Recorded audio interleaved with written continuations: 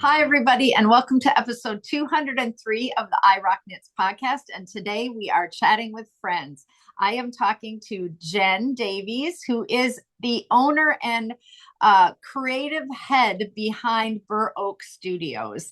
And she is joining me here today. But first of all, I want to make sure that I do the Patreon giveaway because I just told her I wasn't going to forget it. And this week's winner on the podcast is Carolyn Jans. And Jen has offered to give you a prize, Carolyn. So you are special that you're going to get a prize from Jen and her collection of recycled knitting needle jewelry. I have her earrings on today. And I have this pair, which are the yellow and pink. And then I have this pair, which is the pink on pink. And then I also have a hanging wind chime? Yes. Or a sun catcher. Knitting needle wind chime. Oh, yeah. That is hanging, that is in the box on the deck, ready to be hung when the wind quits blowing in the Midwest. We have had, I just told this story on this week's podcast, but it broke our back storm door twice. My husband, the frame ripped off. He fixed it and it broke it again. So wow. I haven't put any of my stuff out on the deck because it has just been blowing a gale, just a gale. So welcome. I'm so glad you're here. Thank you. Thanks for having me. And tell us where you're coming from today, because yeah, Vermont. Okay. But it's orange, right? Yes, which is so funny. It's my favorite thing. And I am currently looking at an orange shirt, 3 orange envelopes, an orange phone, an orange mug. And then I looked up Jen's bio information, and she literally lives in Orange, Vermont. We laugh because my husband, his family lives in California, not in Orange County or Orange, California, but it's the orange. You think of Florida, you think of California right. For oranges, not Orange, Vermont. And it's such a small town. We don't even have a stoplight. So is it named for someone? Like a family? Yeah, it must be, or maybe someone else's favorite cover. I haven't actually looked up. We've been here. It'll be 2 years in October. Yeah, I knew you were in Indiana before? Indiana, yep. I'm a New Englander by birth, born in Boston, grew up in Connecticut, mostly Mystic, Connecticut. Okay. Which is where I met my husband. And we spent almost 30 years then in the Midwest, Missouri for 10 years, and then Indiana for 18 years. So okay. His company is actually based in New York State, and when I left public education, I could do what I do anywhere I want, and my elderly, frail mom wanted to get back to New England roots and closer to family, and so we moved 900 miles with 2 dogs, a cat, and a 85-year-old. Just 2 years ago. So, and we were able to fulfill her wishes. She passed last July. Oh, I think I remember seeing that. Maybe yeah. Did you post about that? Yeah. A lot of people knew who she was. She came to a lot of the fiber festivals with me. She was a knitting grandmother for hire. She did a lot of custom stockings and things like that. Oh, so there's a lot of families that pull her stockings out at the holidays, and that gives me great joy. Yeah, for sure. So you're in a studio space in where you live? This is my hot mess. Welcome to my hot mess. I joined the Vermont Crafts Council actually before I even pulled in the driveway here. We have a lovely big, I can send you a picture if you want to share it with your podcast viewers, but it's a lovely big New England wood-sided barn. It was the gentleman that built this house that we bought it from, worked in excavation. So he had all his big tools and whatnot in here. Doesn't have a great heat source yet. We're working on that. And it's been a very up and down 18, 20 months that we've been here. So I am madly getting ready. This coming weekend is the Vermont Crafts Council studio. And over 140 artists around the state will throw open the doors or fling up the slash and welcome people to their workspaces. So I decided I needed to rip it all apart and really get organizing this week, which post-surgery is, maybe not the Yeah. smartest move to do, Well, why but don't you tell everyone that you had a pretty major surgery? 14 weeks ago, I had a heel bone spur and something called a Haglund's deformity, which sounds like something you would get as a curse from Hogwarts. I don't know, but heel problems on my right side. So turns out the local podiatry surgeon is related by marriage to me. I love being back in New England. There's all this family everywhere. So Dr. Nick took care of that. I sort of said, hey, can we do this early in February so I get some knitting time when there's lots of snow on the ground and I'll be back up and moving by the time spring shows come? And he's like, okay. So I'm getting back to it. But you and I have talked the aging process and Yeah. the things that you want to tweak so you can, All the body parts. Yeah. it's sometimes my mom always used to say, gee, I'm a full-time job these days. So tell me a little bit about your journey. When did you learn to knit? I think I read online that you learned from your grandmother. My mom. Mom. Yep. Okay. When I was about 8. And for a while in the 70s, we were a skiing family growing up in New England, and I would knit those long stocking caps so that when we were all going down the slopes, it was sort of flying behind you. And if you fell, it sort of wrapped around your face and blinded you even more. And I picked up and put down knitting over the years, really picked it up again when I became a mom, and he's 25 now. And my mom was an amazing knitter. She color work and Okay. complicated cables, and she loved to, dig her teeth into big projects. She was a sewist as well, and just one of those sort of into everything. And I guess I inherited that too. My parents split when I was 9, and my dad ended up remarrying someone who her name is Mimi, and Mimi's out of Tennessee. She's pastiche knitwear. She is a designer and teacher. Okay. Okay. And so we all kind of bonded over fiber, and I guess Yeah. married the same guy, so I guess there was maybe something there too.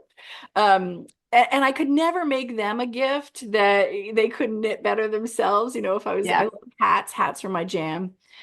So gosh, most teachers, you and I both, public education, most Yep. teachers Yep. get a second job. And I was kind of poking around looking for a way to make some extra income. I was knitting hats, but there's that whole piecework discussion about if you buy the yarn for this much and it takes you this long to make it, can you really charge what it's worth? And in most cases, no. So I'd been dabbling in jewelry making. I actually worked for a retail. I always worked retail as a side jam. And I worked for a company that still exists, so I won't name their name. I happen to be wearing a sweater from them today right now. And their policy, if any of their jewelry broke, was for us to give the money back to the customer, refund it, and then throw the jewelry away. And, sometimes it was semi-precious pearls or amethyst or things like that. And I was like, why would I throw that away? Yeah. So I went to the library back before there was our Google overlords, and got a book on jewelry making and just started dabbling. And I would turn those returned pieces into jewelry for all the ladies I worked with at the clothing store to wear. Nice. And so we were talking one day about what do we do with all these old 14-inch knitting needles, all the ones behind me in the coffee cans? What do we do with them? And are they hollow? And we don't knit with them anymore. We like circulars, we like bamboo or wood. So I went to my husband, who's a handy guy, and I said, okay, I want to chop these up and find out hollow, solid, and bur oak will be 20 years old next year. So it's been a journey. Where does the bur oak come from? So when we were living in Indiana, we rented a house for, 10 years from a lovely gentleman who lived next door. And Joe Cooper had a 300-year-old bur oak in the yard. That tree was 19 feet around. All the wildlife in the neighborhood lived in that tree. It had actually been struck by lightning a couple of times, so there were some parts that didn't leaf out anymore, and there were lots of nooks and crannies. And my background is actually environmental management, environmental science, Yep. and life Yep. management. And so, I used to love to sit and make things and watch the tree and all the critters that were living in it. So when I was trying to think of a name, I had some friends who'd fall into the trap of picking something that kind of pigeonholed what they did. And then, our interests change, we shift, our lives cause us to shift, or your company is your name and something happens and your name isn't the same anymore. So I thought I'd pick something that was open to a lot of interpretations. Yeah. And I love that tree. So bur oak Yeah. studio. And it was a resilient tree. I think when you have that, like a relationship with a tree, a strong feeling about a tree in your yard, or something that you had that you climbed growing up or whatever. I mean, I think a lot of people could really relate to that, right? Absolutely. I Yeah. actually, we ended up moving because Joe's kids grew up and his daughter wanted to move home. And so I still have visiting rights to that tree. I'll be back in Indiana this summer for Gen Con, teaching some classes there. Excuse me. But I do have visiting rights for that particular bur oak. And it's called bur oak, is a type of oak. It is a type of oak. Well, here, this is my business card. If you can see the oak Yep, leaf, yep, yep. it's one of the lobed oaks. Okay. And they have these really, I'd never met one because they historically they weren't found in New England. So I didn't grow up with them. I think I met the first one in Kansas City. I was at a Renaissance fair there. And they had these acorns that are literally like this big and they've got fuzzy caps on them. I mean, they're like as bigger than a golf ball. Okay. They've got these hairy, fuzzy caps on them. They don't look like your classic Okay. acorn, but wildlife loves them because I mean, an acorn that big to a squirrel or a chipmunk, I mean, that's Yeah. a month's Yeah, worth of for meal. sure. For sure. So I think it comes back to community too. That tree was a community, and I just love being part of it. So when did you actually start the jewelry business? It'll be 20 years next year, and I did discover that I have visuals. I discovered that when you cut up some of the knitting needles, the hollow ones, let me preface all this by saying you see a lot of knitting needles behind me, and I have a lot more than that. People, excuse me, donate them to me or just give them to me because they don't know what to do with them. No one uses I them. know I sent you a huge box because somebody dropped off a bunch to me, and I already had some in the basement. And I was like, dang, but I had just seen you at DFW, and I was like, girl, do you just want Yeah. these because someone was like, you're a knitter? And a lot of people don't know, like if they inherit grandma's knitting or they don't know what they have, and they just think you would take all the old acrylic yarn from the 1960s and you could just work with it, right? Like they don't know. And so I Yep. get those kinds of donations. The feel of that acrylic, it gives me a The visceral old, yeah, the response when you old say stuff, that. So yeah. Yeah, um yeah. So I don't buy any of them new. They're all thrifted trades, estate lots. I had a huge boon almost 2 years ago, actually. I literally was driving to California. We hadn't been in Vermont very long. Driving to California, I'd signed up to do Nancy Bates's SoCal Fiber Fair. Because Nancy's great and I wanted to yeah, support her, and then I could spend some time with California family too. yeah. So I was literally like in the middle of Arizona, and I got an email from this woman who heard about me from somewhere. She was in Boston. She was part of a community crafting center, and they Oh, had lost their storage. So they were trying to give after school opportunities, vacation opportunities to kids in this neighborhood. And they had lost their storage. The building had been sold out underneath them. And she said, if you don't come and get these knitting needles, they're going in a dumpster. So I called my husband and I connected. I was like, honey, you want to drive from Vermont to Boston? Which is about 3.5, 4 hours. And I connected the two of them. And he was told to bring the biggest vehicle he could and the most storage he could.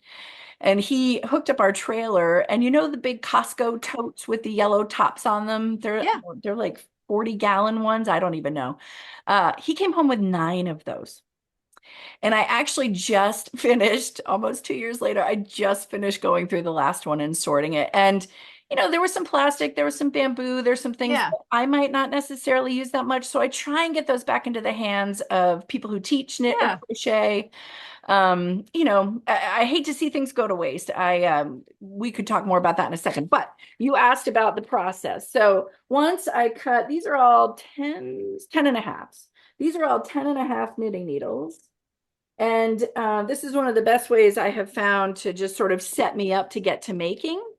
And they are hollow. So once I get them cut, I can choose the length of the bead that I want. So like my necklace is multi-length pieces.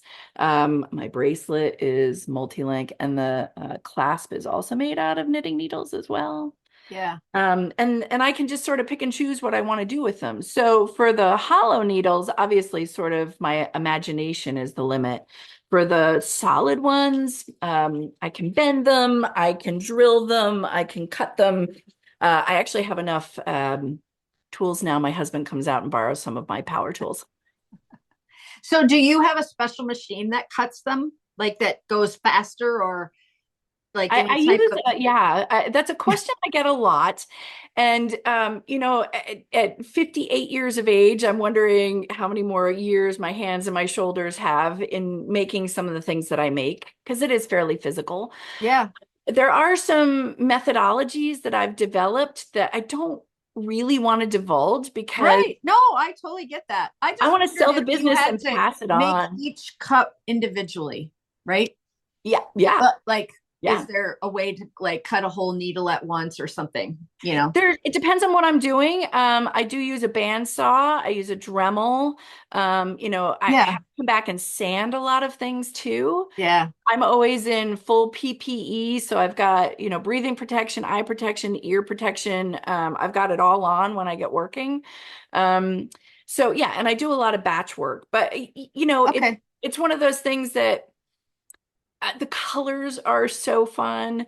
Uh, Yeah. I'm honoring the fiber community and the people that came before us. I love it when I get the needles or the hooks that, I know the I color really is need worn an off. orange set because I wear orange so much. And I'm like, I have got to go on that website and get orange. And I wear this pair, the ones that have, you know, Mhm. those, the sunset colors, because Warm colors. obviously, right? Like Yeah.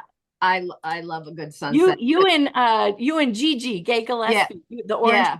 I will Yeah. tell you, you've got great taste. So when you think about knitting needles and the ones we grew up with, pale green, pale pink, and pale blue were like the standard colors. Susan Bates, Hero, all those makers. They have branched out a little bit, but orange is one of the rarest colors. Rarest. Yeah. And Yeah. so when I get orange, so for example, these are 10-inch needles. When I get an orange, I have to make a rainbow. So these are the bangles. Whoops, there we go. There's the bangles that I make. And when actually here, this is a sun catcher that goes with your outfit. Yeah. And then, oh my gosh, come on, camera. My brother's got a buddy who fixes old lighting, and he lets me come and go through all his chandelier crystals. So Oh, the crystals are also, that's brilliant. and I've got some, there's a piece of a hook here. You've got the thumb Yep. rest for a crochet hook and some oranges. So yeah, orange is pretty unusual. A hollow orange sends me into paroxysms, and I have to make rainbow things. I Yeah. support the LGBTQI plus community as well, but when I get orange, I gotta put all the colors with it. No, definitely, for sure. So, you said you source your knitting needles just from donations. Do people just contact you and say, "Can I mail them to you?" Yep. Is that? And I by donate I I'm just thinking there might be some people who are like, "Oh, I got a bin in the basement," you Thank know? you. That's there's a caveat there, blessing and curse. Like I said, I'm just getting through the last tote from the rescue Yeah. in Boston, and I am a business, and I appreciate that a lot of times there is sentimental value for some of these things. So I do a fair bit of custom work. I also will trade for, if someone shows up at a fiber festival with a handful of needles or a bag or a box full, that's happened too. I've met people in the parking lot at the end of the day to transfer.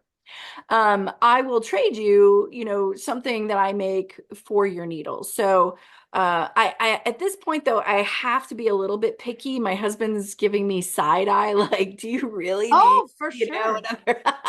So I I'm being get. a little bit picky about the sizes and the colors.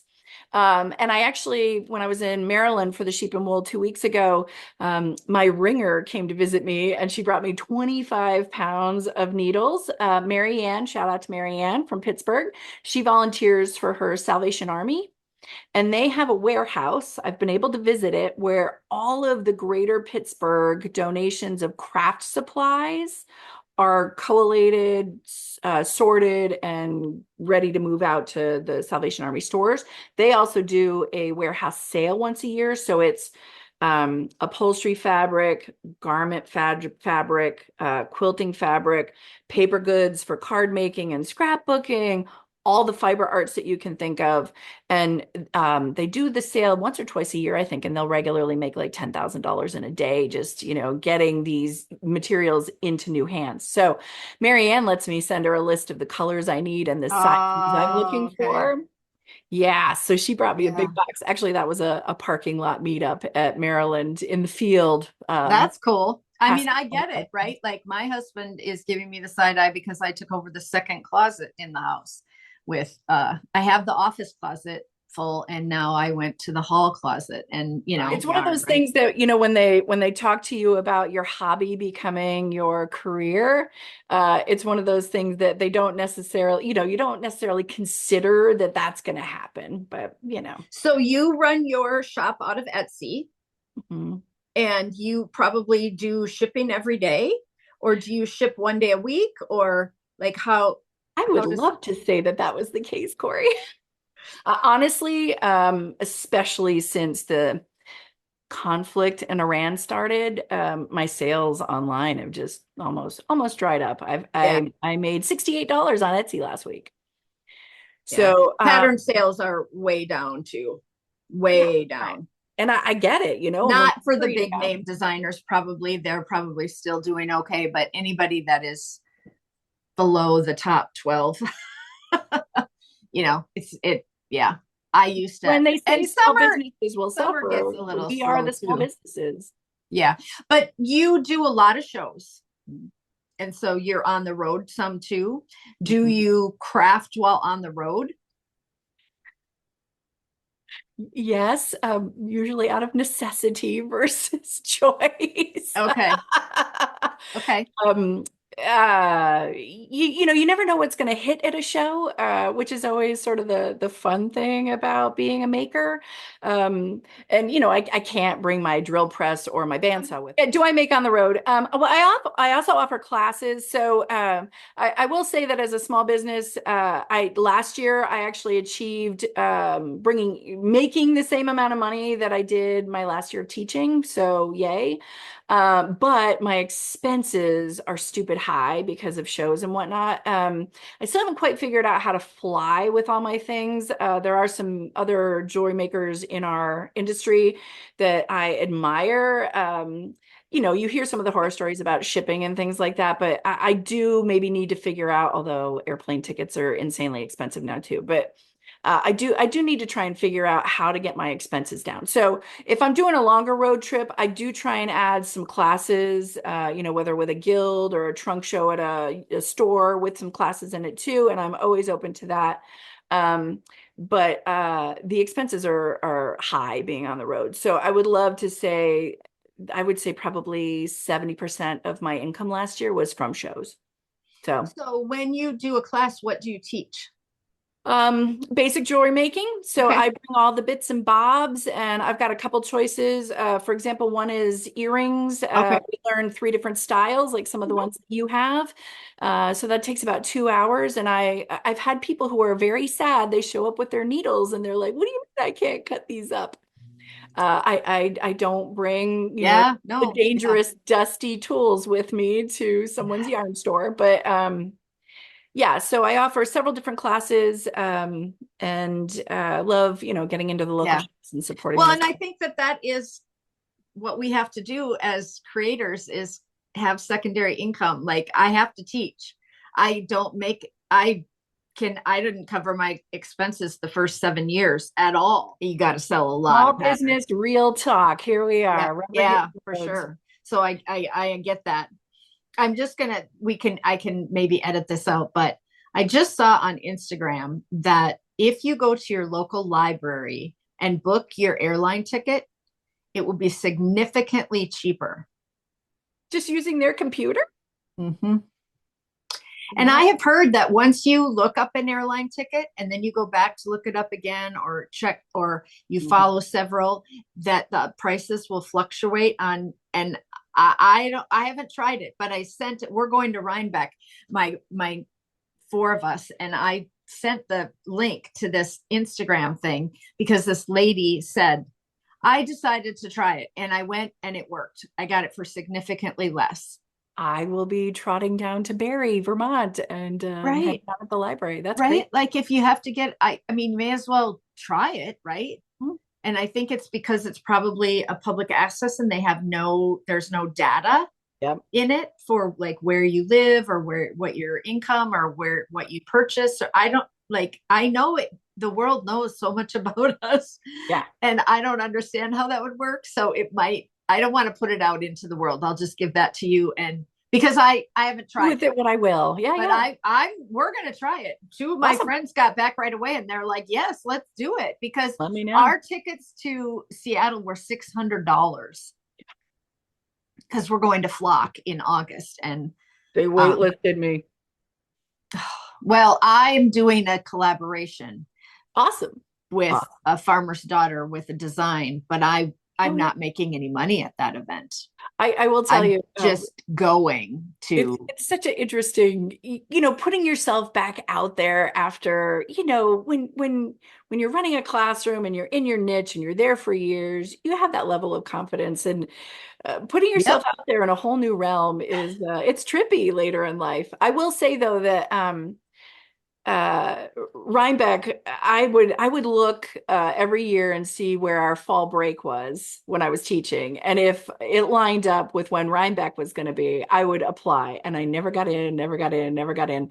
We finally decided to pull the trigger and move, and the moving truck was going to pull into the new driveway like October 4th or something like that, and usually I got my rejection email in June from Rhinebeck. And it finally dawned on me in the haze of moving that I hadn't actually heard from them. And so I reached out again and I was like, I'm just double checking because I didn't hear it all. And they're like, no, no, you're in. Like, send us your money. And I was like, oh my God. So, I mean, I literally like loaded off the moving truck into the garage enough to open everything up and madly make jewelry for a week and a half before I went to Rhinebeck. And I mean, as a business, there is nothing that comes close to it. And the Yeah. vibe, it's such a great vibe. Yeah. So I'm Well, like, and it's really hard to get into. Yeah, really and they're hard. gonna have to, so anyone that's listening, because I always have people who are like, I couldn't find you, I didn't know where you were. Shoot, and I didn't look up the name. It's building 22. It's Yep. right above the food, and before you walk up to all the like sheep barns and the vendors up by the sheep, there's an upstairs in that barn, which a lot of Yep. people don't know about. And so Yep. downstairs is like stunning string Oh, and I know right where you are travel. because you're across from the big button lady. I'm across from the button lady. The And button lady. Ross Farm is Yep, also Ross Farm. Yep. and I ended Because up I with got a yarn from long her last year to do the farm yarn shawl this year. And I mean, I know right what it's the upstairs of the big white barn. big white barn. The big white And barn, not 22 view building barn. I mean, it barn. looks like a barn. Yeah. And there are a lot of people who are like, how do I get there? And there's doors on either end of it's almost like a gallery upstairs, Yes. a mini loft. It's not the whole Yeah. building, just Yeah. a half of it. But that's where I am. And I have a long, skinny space, which is my favorite setup. And yeah, now that Yeah. I'm No, in and friends came out of the woodwork, they're like, you got into Rhinebeck? Do you need help? I'm like, it oh, just yes, dawned I on me that do. I bought a ring and I bet it's in my my little jewelry thing sitting on the top of my dresser and I haven't worn it in a while. I It love just it. dawned on me. I have a little, I don't know, crystal cup, Yeah. but it's up high and I Is bet it orange? yeah, I think it is. I Of love it. course. Of I course love it would that. be. I Oh, love I got to go grab that. Yeah, Okay. so come hang out at my booth if you want. We always have a good time and we eat Yeah. well. I have a childhood friend who picked up knitting as her boys were heading off to college and the pandemic was hitting, and she lives in Virginia. She was one of the people who was like, I really want to go to Rhinebeck. Do you need me? And she's a chef. So she feeds us, and we make lots of friends and sell a lot of jewelry, have a great time. Yeah. It's a great Yeah. vibe at that No, show. yeah. I tell people in the Midwest that it needs to be on your bucket list. Mhm. The Hudson River Valley in the fall, and Book a year in advance. and no one is mad at a knitting festival. Like, none of the knitters, nobody, the world can be burning. We can be like stressed out in the rest of our life, but when you get there, you know, it's just joyous. People are wearing their knits, they're happy about their knits. People are walking around, and I love that. I love that. Can I touch that? Right? Like, it's just, Fashion show. yeah, and it's uplifting because people are very happy. Some of them have saved for years to go, Mhm. right? To get there. And yeah. Yeah, I get So it. I think one of the things I really love about shows like Rhinebeck and Maryland Sheep and Wool, Wisconsin Sheep and Wool, shout out anymore, but I love the whole, it's from the agricultural side to so you literally could buy a whole sheep. There were some great pictures of people's hauls coming back from Maryland this year of a sheep like smiling from the back seat. They brought so a new lamb. where can people find the list of where you are, or Any of what are your upcoming shows? Thank you. I am going to be in Virginia in June. I think it's the 13th and 14th. I didn't put it right in front of me. You can find me on Instagram and Facebook and TikTok's Okay. not my favorite, but Yep. lots of young folk there. So I'm hanging out there too. Actually, I made a friend with a woman who's a 95-year-old crocheter and knitter on TikTok. So I take that back. It's not just the youngsters. Yeah. And then actually, if you look on Etsy, I try and keep a calendar for the year and adding. Oh, okay. I'll tell you one of the funniest things I'm doing this year. I love it. It's out of that box, back to that whole inside, pulling the curtain back on being a small business owner. I have a friend in Indy who has been teaching knitting at Gen Con, it's the biggest conference in the state of Indiana every year, even bigger than the NRA's meeting.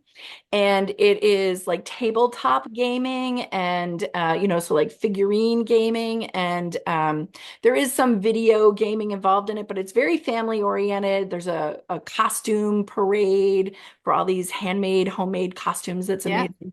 That happens in August. They'll get 60, 70,000 people in the weekend, I think. Yeah. And my friend Claire, who is a knitting teacher, she and crochet, she's been offering classes there. They want to have something for everyone. So if your Yep. mom and your whole family's coming, what are some of the things that you could do too? They have an entire conference room of craft stuff you can just go play with.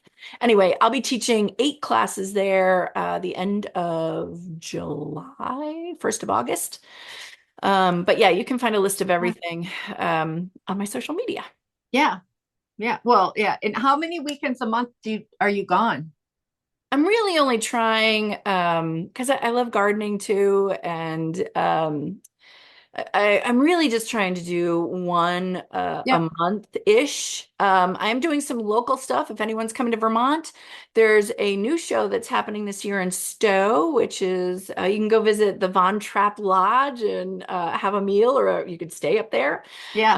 up above Stowe. They're doing a new craft and food event. It's a market that they're doing 10 Saturdays this summer. And they let me sign up for 5. So I'll be doing 5 of those, which is great because, if I'm at a fiber show, I still knit. I love to knit. Knitting Yeah. gets me Yeah. through the hard times. Yeah. So I'll be able to do like some of the hats and wraps and things like that I do. Actually, do you want a really fun knitting story? Yes. This hat that's here behind me. So my brother and sister-in-law did a bucket list trip earlier this year to Antarctica. And I had just had surgery, so I was feeling, a little like, oh, I'm not going anywhere, not doing anything, everything hurts. And so they were texting me regularly anyway, which blows my mind. From the bottom of the world, they're sending me texts and I'm getting them. And maybe day 3 that they're on the ship in Antarctica, I get a text from my sister, this young woman wearing a hat with these big glasses across the brim, like the reflecting ones. She's like, I really like our kayaking guide's hat. Can you make me one? My sister-in-law is not a knitter. And I was like, well, I mean, I could see the brim. I could see it was a bucket hat, but I couldn't really see much else. And I said, can you ask her, like, is there a pattern? What yarn did she use? It looks like it's maybe chunky, bulky. I don't know. And next thing I know, in text form, I'm getting a pattern line by line. And, and it's, size 11 needles and Yeah. one skein of Malabrigo Rasta. I'm like, ooh, if she's got a source in South America, could you like buy an extra suitcase and bring me some home, please? And so I had nothing better to do. I was sitting there healing. And so I started, it's such a great hat. I've done far too many of them, but they'll be at the market. I can use up the end of a skein to do the Yeah. top. No, for sure. So anyway, hats have been my savior. I broke my back a couple of years ago on a whale watching boat of all things, and I made a lot of hats then too. Wow. I didn't know. Do Wow. That's scary. you want to see some of the other things I make? Yes. Yes. My husband laughs. My number one seller, um, pens made from knitting needles. Yes. Oh, I have several of those. Why didn't I bring those over? I love those. I do have an orange one of those as well. Next time I get an orange, okay, good. I'll make sure you have. Because I probably almost used mine out, and I know that you can take the thing out and put a new one in because that's how long I've had bit that. of hot glue holding I that think in. actually maybe someone gave me that one as a gift because it has the point on the end. Yep. Yep. I don't love stamping, but when I'm making some of my projects, I end up with like coffee cans full of things. Can you read that says WIP? Yep. I make some of these, they say like Sable or Hooker, or I could do custom ones. I have my name, my first name and the initial of my last name on my car keys. So if I lose them, I can be like, they say Jen D on them. And I also started for each big show, I started making up custom tags because you can use this on a project bag, Yeah. Oh, absolutely. purse, zipper pull. Anyway, I started making those with the year on it. So if there's a show that you loved, it's just another swag fun thing, but it's all recycled. The ornaments and the sun catchers, those that come in a bunch of different iterations. And I do actually have kits that I make. So this was something I started during the lockdowns to help yarn stores. If we wanted to get together and have a Zoom, I could walk you through it. I do have YouTube videos that are the same tutorial, but it's just all the bits and pieces to make. Yep. I have earrings, I have ornaments, and I love doing some of the custom work. I did just have a family lose their knitting great granny, and her granddaughter sent me her needles and I prepped everything. And at her celebration of life, they basically did an ornament bar where everybody could pick out the pieces they wanted and create them. And she said the stories and, laughter and tears, that's the heart. I don't think I've seen anything you've done in wood. I don't usually do a lot because right. There was some cool, this one actually has this piece right here was some sort of like cool tiger wood or something with a cool grain in it. Yep. Okay. So and if they have sure, because my some of my knit picks are that rainbow wood, right? Crappy bamboos, and they're my favorite. Oh, look at how fun that is. Yeah, so I have to lean way over and look up close. I don't know if the colors are coming through as well. Oh yes. It's one of the things that I love about, I get to play with all the colors all the time. And I love when, I think there's a red one here, someone knit so much with this needle that the color it was a red knitting needle, but the color is like polished silver on the tip now. So yeah, I love like some of the funky European ones with the weird caps and things on them, and just the variety. Once in a blue moon, I have someone get grumpy because I am abusing fiber tools. But they're not going in a landfill. So I figure a repurpose is better than languishing in a trash heap. Absolutely. I can't even go there. Right. There are just some people in the world who have to be crabby on a daily basis. Well, thank you so much, Jen. This was Oh my gosh, lovely to chat with you. I'm going to see you at DFW. It's nice to see. So let me pose this to you because this is, we're constantly trying to add to what we offer and value to our customers and our community. One of the things I would love to do, Vermont being a destination state, Mhm. I would love to start putting together small curated retreat experiences where I have a couple of teachers and either, we work with a local inn or something Yep. like Yep. that, or we leave it up to the folks that want to come Yep. visit. We just find a central Yep. location to present it and Yep. offer maybe 2 days, maybe a day and a half, Yep. which also gives you a little Yep. bit of time to explore Vermont. Yep. Yep. I'm in. Okay. Go Awesome. anywhere. I tell people all the time, just ask me. I will go anywhere. I love teaching, and I get a little over enthusiastic and overzealous in my enthusiasm sometimes. But so I talk A great faster and I get teacher. more excited. But I love teaching. I love teaching adults about knitting, and I have a couple of classes that are really blowing up right now that are super popular, and I'm just teaching them everywhere. And that has really helped. Like the word gets out. Thank you so much. I appreciate your time, and I will see you in a couple months. Let's get crafty. Yeah, for sure. Oh, that's good. Keep it colorful, and I will see all of you in 2 weeks.